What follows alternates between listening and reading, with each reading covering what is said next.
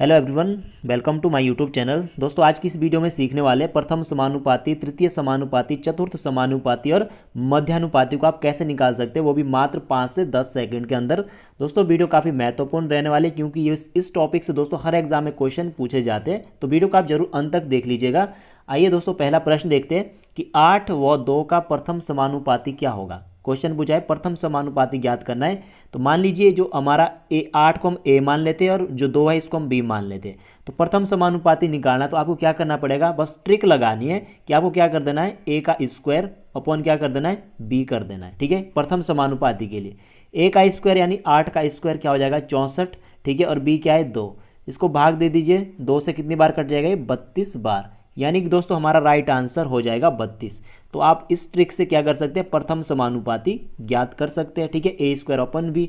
अब देखिए second question, 36 और 121 का मध्यानुपाती क्या होगा। दोस्तों हर एग्जाम में पूछा जाता है, एसएससी, रेलवे और भी बहुत सारे एग्जाम है, स्टेट लेवल, सेंट्रल लेवल, सब में ये क्वेश्चन पूछे जाते हैं। तो 36 और 121 का मध्यानुपाती ज्ञात करना है, तो कैसे निकालेंगे। मान लीजिए ये ए है, ठीक है, ये बी है, और आपको क्या निकालना, मध्यानुपाती यानी कोई सी संख्या निकालनी है।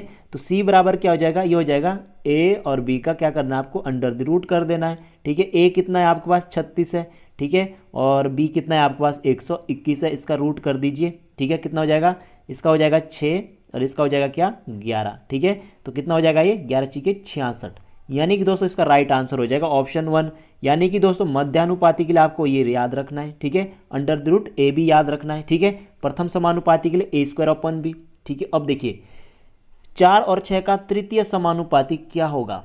तृतीय समानुपाती आपको निकालना है, संख्या दे रखी है, मान लीजिए ए मान लेते, ये बी मान लेते। देखिए दोस्तों जो प्रथम समानुपाती निकाला था हमने, उसका ऑपोजिट होता है ये। ठीक है, तो तृतीय समानुपाती निकालना तो आपको क्या करना पड़ेगा, बी स्क्वायर अपॉन क्या कर देना है, ए कर देना है।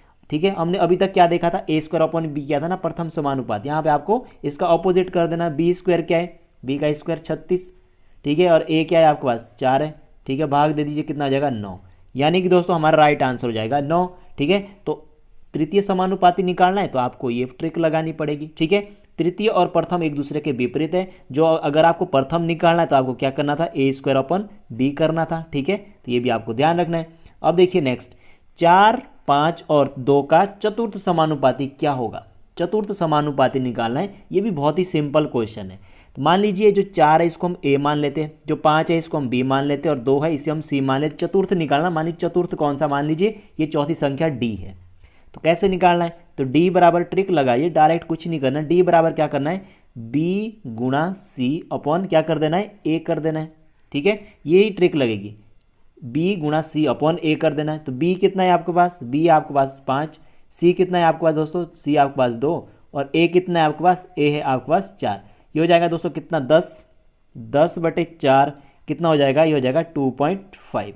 यानी कि दोस्तों जो चतुर्थ समानुपाती निकला वो क्या निकला, ये निकला 2.5। तो इस टाइप से आप क्या कर सकते हैं, चतुर्थ समानुपाती भी ज्ञात कर सकते हैं। ठीक है, अब देखिए लास्ट क्वेश्चन है कि 18 और 8 के बीच मध्यानुपाती क्या होगा। 18 और 8 के बीच मध्यानुपाती निकालना है। तो मैंने आपको बताया था ना कि मध्यानुपाती का जो फॉर्मूला, डायरेक्ट फॉर्मूला क्या होता है, तो ये होता है सी बराबर क्या होता है, under the root A B होता है। ठीक है, तो 18 इनके ए क्या है आपके पास, ए मान लीजिए आप, ये 18 ए है, बी मान लीजिए 8 है।